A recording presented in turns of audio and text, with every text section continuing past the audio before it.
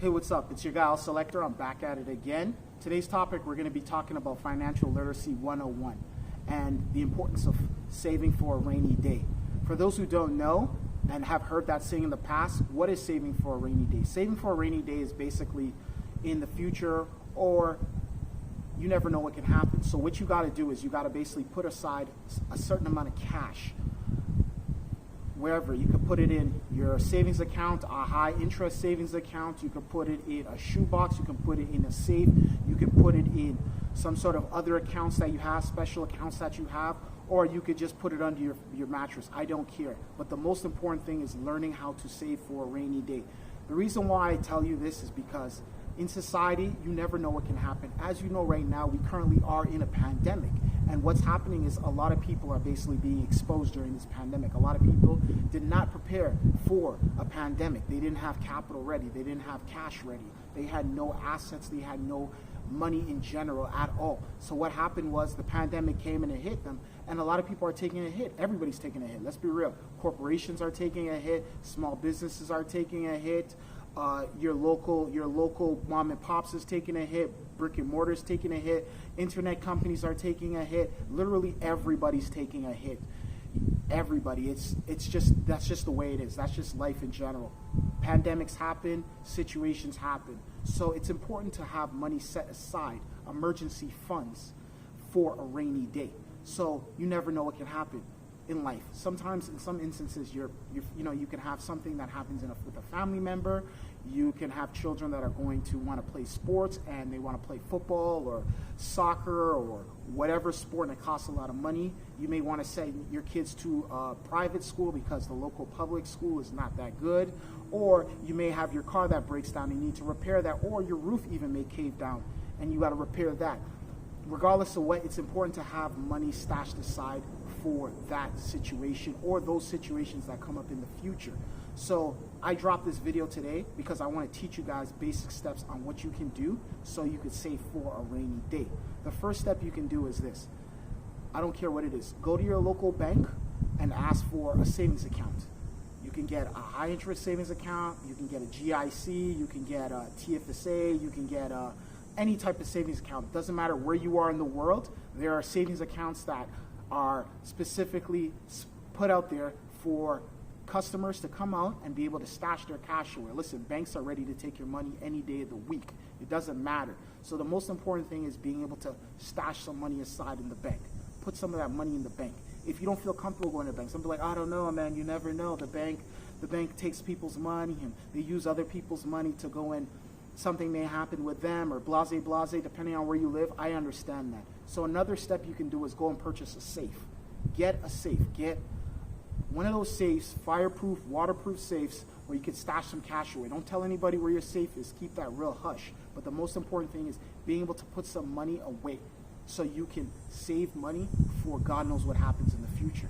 We don't know what can happen. But the most important thing is you have money stashed aside so you can protect yourself from anything that can happen, or be at least okay for anything that can happen.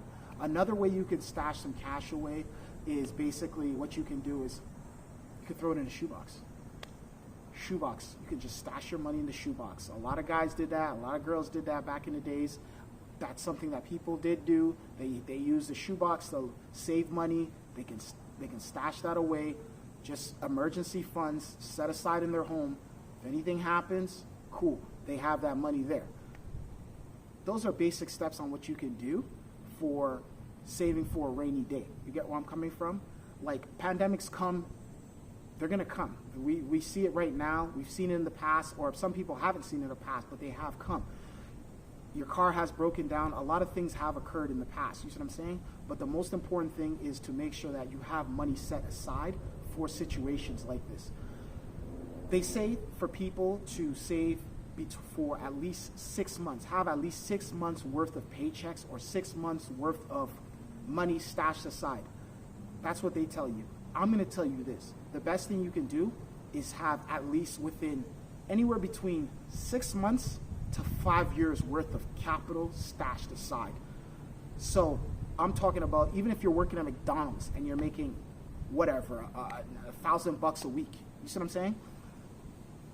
$1,000 a week, you do the math or if you're not even 1,000, maybe 500 bucks worth a week. You know what I mean? 500 divided by times 4, it's about $2,000 after tax and everything. Maybe you walked home with $2,000. At least have that amount of money, times that by 6, and have that stashed away. That's what you should at least do.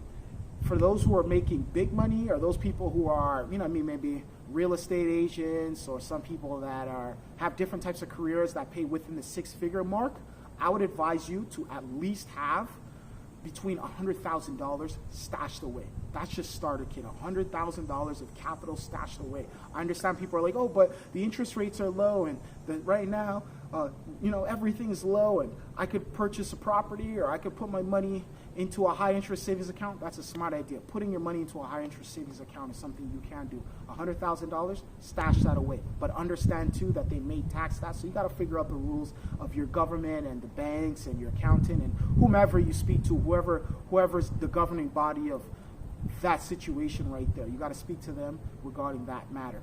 But I would say for those who are making roughly around 6 figures a year, try to at least have, if you're starting, I understand, build that up. But if you have the money, at least stash the 6 figures away, about $100,000 in cash. God forbid, you never know what can happen. You can get sued one day.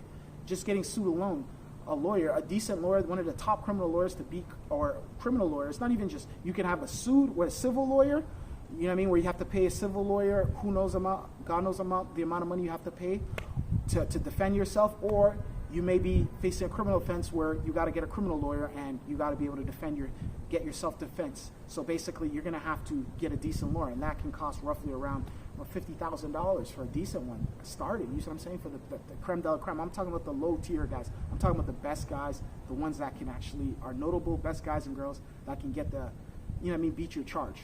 So I would advise you this. For those who are out there, 6 months to 5 years. For those who are making about 6 figures, I would say about 100,000. For those who are making $1 million, I would say try to stash away half a million.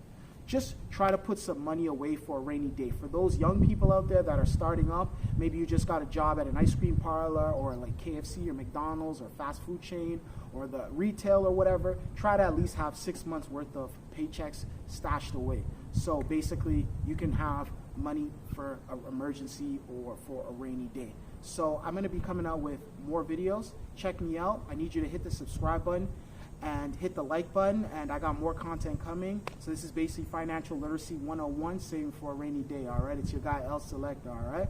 Peace.